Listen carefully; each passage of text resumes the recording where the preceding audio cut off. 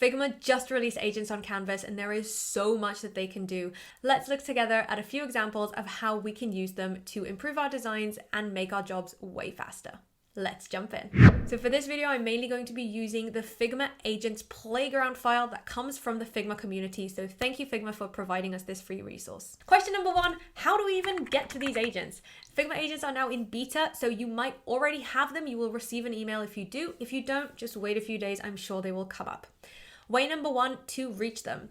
If you are in your file on the left panel, hopefully you have this new style UI already. At the top, you'll have your file. Then just below it, you will have the Figma agent. And when you click on this, you will get into the chat so you can just start typing whatever you want or use one of these preset kind of ideas. Second way to get to your agent is if you select any element on the page. For example, I'll select this one, then I hover over the top right, I will get this little bubble, and when I click on it, I'll get a mini chat. So that's just in here. If I start writing in here, that will also write in this big guy. So you're never gonna lose it, and you can always go back to any previous chats as well.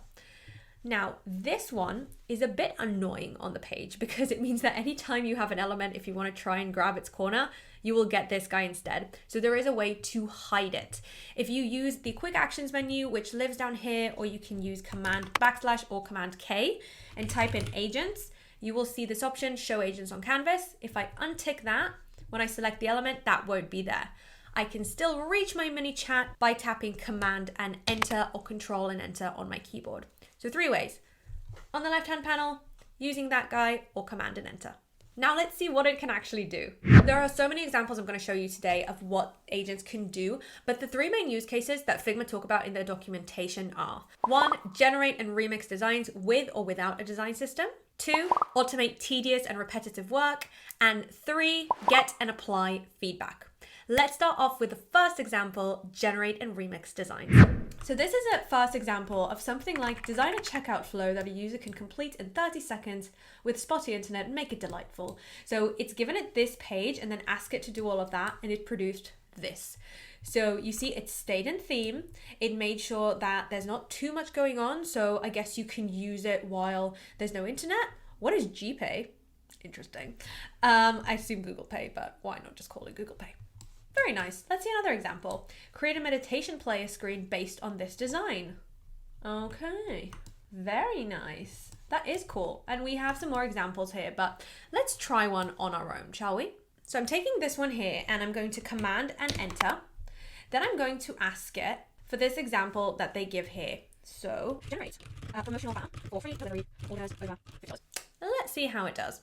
Now, once I click Enter, you can see that this is working on it. But if I go into my chats on the left panel, and you can see that it's there, new chat, it's thinking about it. And if you just stay on it, it will tell you its process, just like we see with Figma Make. This is very similar to Figma Make, by the way, if you are familiar. Now you'll see on the left that it's telling me that it didn't find any components, so it's just going to create it on its own. It looked through some top library assets, searched through component styles and variables. So even though I didn't connect a design library specifically, it is still looking, I assume, through the kits that come with Figma or something. I wonder what it's actually looking through. Okay, so what it did is it created this banner for us outside of the design, and it's saying free delivery on orders over $50. So now if I want to, I could just pull this into my design. So I could just bring that into here. This isn't an auto layout, so I was expecting it to just drop in, but I can put it anywhere that I want into here, and then that's great. Another type of action that we can ask it to do is to edit specific things stylistically. So they show us here, add zebra stripe styling to the rows in the table, and it did that for them over here. Give me another option of this design in a distinct style. Very exciting. Or make this page brutalist style. Very cool. Let's try one on our own. So I'll copy this over here, and it's saying give the active playing row a more distinct visual treatment. One thing I did notice, and I'm recording this very close to when the beta was released. If I copy this text, so Command C, I go into here and then Command Enter. If I try and paste, it won't actually let me. So you see what it actually did is it created this text node, and then it's connecting the agent to the text node. I'm not sure why it's doing that at the minute. Maybe it's just a bug, but let's write that in here. What we can see while it's working is that it's inspecting the layers quite a lot. And this reminds us once again how important it is to name our layers properly. We've had rename layers as an option within Figma for about 2 years now, so we really have no excuse not to use it. Make sure to organize your files. PSA. So it took it a while because it made a little mistake along the way, but it did it. So it made that line more distinct. One crucial thing to know about how agents work when they are editing your designs on the canvas. There is a little check mark over here. Now, until you click on it, you can see that it's also surrounded with this blue line. And essentially, that means that it's still almost like in this development mode. So when I click on that, you can see in this drop down that it opens up the conversation and everything is stored here.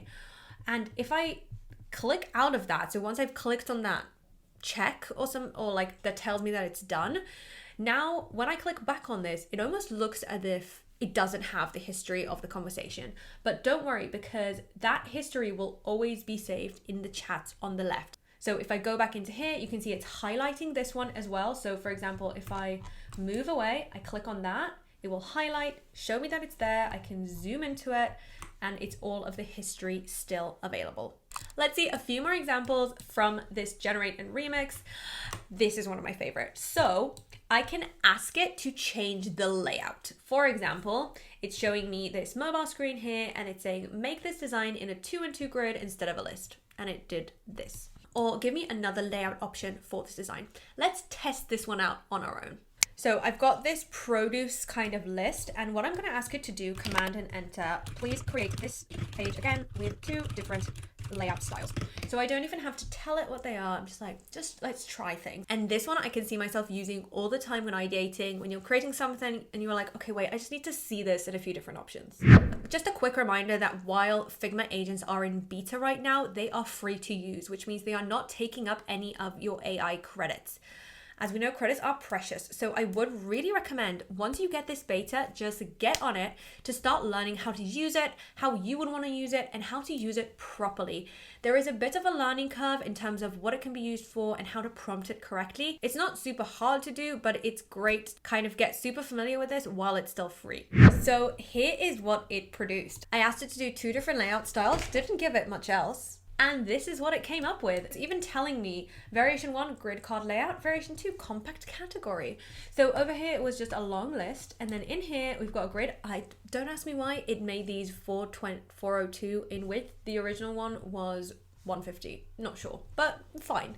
So this is the grid view, and you can see that it just took all this information and used it neatly. It did change the images and changed the price weirdly. So over here, garlic was 0.89 and here it's 0.5, fine. And it just edited that into a grid. And then over here, it did a list of the produce, but it put them into categories. So here you can see there are berries, tropical, greens. Now you can see that there are a lot of changes between these two. But again, this isn't for shipping straight away. This is for iteration. This took about 6 minutes to produce it, maybe a little bit more. And at that time, I could go and do other things. So I've created one design and I just want to double check other more layouts that maybe I didn't think of. And AI did that for me. That's just incredible.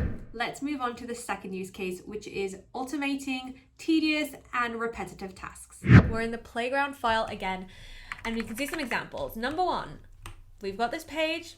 Add realistic copy and pictures to the empty frame, and it just did that. Insane. Another thing that it can do, let's say you've got this grid, add another 3 rows of items to the basket. So it will just add it, and it knows what's the vibe, like what kind of world we're in without you having to actually spell it out. Now let's see an example of this on our own. So I've got this kind of frame over here with some recipes, and I can just command and enter and ask it to replace the titles in the cards, the top 10 cuisines you might find in a recipe app. Yes, I do not know how to spell cuisines. And then I'm also asking it to make sure that the background image of the card matches that. Cuisines. It's very late at night, everyone. Don't judge me. Okay, so while it's working on that, let's look at some other examples. Another example it's telling us about is doing something called batch edit. So we don't have to point to a specific element on the page. For example, in this frame, if we look at it in the layers panel, I'm just gonna open up all the layers by clicking on enter. You can see that everything is kind of just in a frame, and even inside of it, it's just frames and like free elements. But I can use agents to apply auto layout to all the nested frames. And then you see this is what it created after. So if I click on that, you can see that everything is neat and tidy. The content's in auto layout, inside of it, loads of auto layout, inside, lots of auto layout galore. Let's try and do one of these as well. So if I select this one and command and enter, and by the way, I'm doing this while the other one is still working. You can't prompt at the same time and these things will just run in parallel. So let's prompt this one to remove all the corner radii from the design. So everything will be very boxy.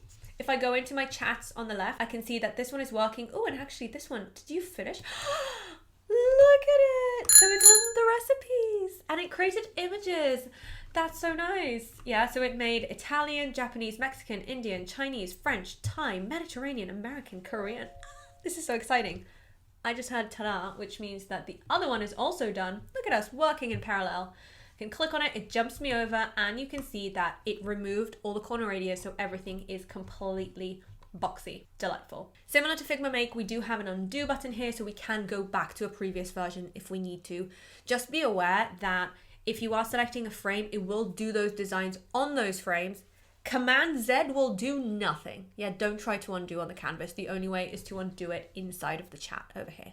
Let's look at a few more examples. So they are suggesting here that you can use the agents to create documentation. So let's say over here, I've given it this page and said design a design token documentation page template using the information in this frame. And this is the output. It's really nice. It's telling me what colors have been used, what's the typography, what's the spacing. This could be great if you've already designed something and you want to almost extract a brand guideline from it. Amazing. Another one example here, create documentation for this component. This is going to save so much time. Maps out the different variants, including button component usage guidelines. Look at that. Yeah, it's what it says on that use case tin, right? Automate mundane and repetitive tasks. We need to do this all the time. Just let the agent do it for you. Now, the next few examples that I'm going to show are really cool because you can almost point your agent to a specific thing within the design. For example, select all the layers with a text that is larger than 14 but smaller than 20 and change their typeface to Inter. So you can see it did that here and it changed them. So that one was using 18, so it's larger than 14, smaller than 20. It was in a style, but it broke into that style and changed it to Inter. Now, here are some more examples of what they're calling systemization. So you can use the agents to actually affect things deep within the Figma system. So for example, extract the core colors from the screen and build them out into color variables, scales that range from 0 to 1000 in increments of 100. Whoa, and it did that. Yeah, so it built this for them. This is an example image, again, from the playground. I'm not sure what all of these like variable IDs are, and I don't think I would want that in my system. So hopefully this is not the actual output, but very cool. You can also ask it to create components from specific things within the design. By the way, I know in the recent examples, I've been selecting the entire frame and calling the agent, but you can also just select one specific element within that. You don't have to select the full frame in order to use the agent. Let's move on to look at the third use case, which is getting and applying feedback. So as we've noticed, this agent isn't just for just spitting out designs. We can also use it as sort of a chat and ask it for its opinions on things. So one example they give here is, give me some ideas of how I might improve the search experience for this browse screen where there are dozens of projects on it. So there might be loads and loads. How do I make it better? And what it said is, based on the current browse screen, here are my suggestions for improving it. Enhanced search feature, advanced filtering, sorting option. Yeah, so it's actually thinking and giving us those ideas. Now, the cool thing is that you can also apply this feedback. So in this example, it's giving me all these options and I say, can you show me what a search and filtering enhancement idea would look like? And then it just does it. Yeah. So created two different versions. This was my original version. And then in here it said, okay, these are my ideas of how you can do an advanced filtering system. Yeah. So it doesn't just give you feedback, it can also apply it. Let's see another example. How might I incentivize users on this meditation app Explore screen to upgrade to a paid plan? So lock premium content with a visual badge, blurred teased content rows. These are all like good examples. My recommendation is a combination of 1 and 2. Would you like me to mock it up? Yes, please. So it said, show me the meditation streak and 70-day free trial offer for premium plans could look like. And then it built this. Look at that. This really reminds me of Duolingo. I feel like it stole that from Duolingo. But it looks really good. Again, so it did that super quickly. It came up with the idea and then it did it for me. It put up this banner to unlock. Did it use any of the blur things? No, but I guess it didn't really ask it to do that. Let's try one of these on our own. So I've got this shoe page over here, and if I'll go into my chats and click on plus to start a new one, you will see that already it's showing me that it's linked to the shoe page because I'm selecting it, and it's got some options, and usually one of them is give design feedback or something to that effect. So let's click on that. Puts in this kind of ready-made prompt, review my current selection and give concise actionable feedback on layout, hierarchy, copy, clarity, and polish. Call out the high impact improvements first. First thing it's saying, hero image crop is off. The shoe is too small relative to the pink canvas. Okay, too much dead space. 80% of the image area. Wow, it's really like seeing all of the design. Body copy is placeholder text, a real liability. So it sees all the lorem ipsum in here. Price and product in name hierarchy needs more contrast. Color size selector, underdeveloped. All right. So the row is too bare, no visual affordance. The CTA button could carry more weight.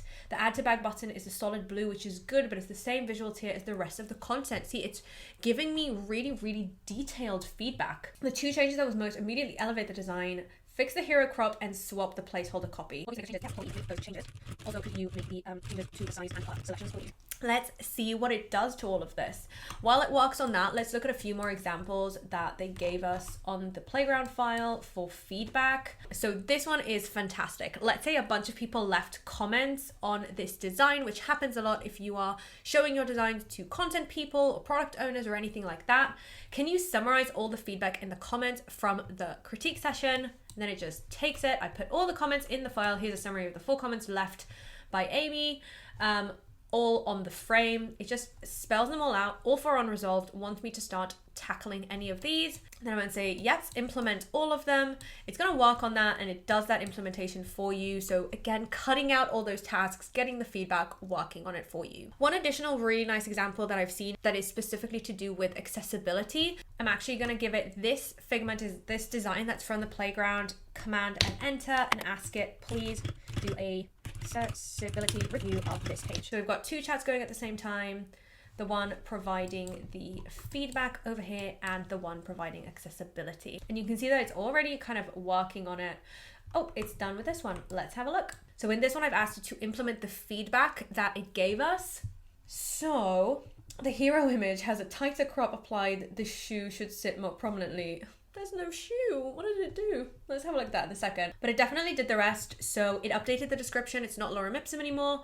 And over here, the color and size selectors now are definitely better than what it used to be before. Like I said, remember, if you are making changes on a specific design, the only way to undo it is by clicking undo here. If I command Z, nothing's going to happen. So make sure you are asking the agents to make changes on a duplicate so you can always retrieve it, especially once we're out of beta and all of these things cost AI credits. I don't know if undoing will mean you have to pay credits for that as well. So just make sure that you are always protecting yourself by duplicating. Now let's look at the accessibility review that we asked it to do. So over here we can see it's saying no accessibility annotations. So we haven't used Figma's accessibility annotation for the developer handoff. That's okay, maybe I was planning to do it in a different way. The touch targets are below 44, so it's noticing that it is a sort of mobile design and it's saying that it's too small. It's even linking me to the specific one here, which is really interesting. Images have no alt text, moderate issues, low opacity on the nav bar. So I'm actually clicking on this and nothing is happening. I wonder if it's supposed to lead me to it. The result color, streak progress bar is visual only. The 7 segments, let's have a look here. 7 days purely through filled and unfilled shape, no text alternative. I mean, it does say 7-day streak, so I guess that's fine. There are a lot of accessibility issues over here. I don't know that I'd call all of them purely accessibility issues, but it's good to have this sort of critique, even if it's something that we wouldn't have necessarily thought of, or even now we're like, I'm not sure if that's an accessibility issue, but that's good for me to kind of be aware of and check it out. And it took very little time, so it's kind of a quick win to just have it do this test for your designs. So these were just a few examples of what you can do with the agents. There is so much more. I tried to keep this quick, but it wasn't that quick anyway. Please leave a comment below. Let me know how you've been using agents. Have you seen any really cool use cases for them that you want to share? I hope you enjoyed. Please like and subscribe. See you at the next one.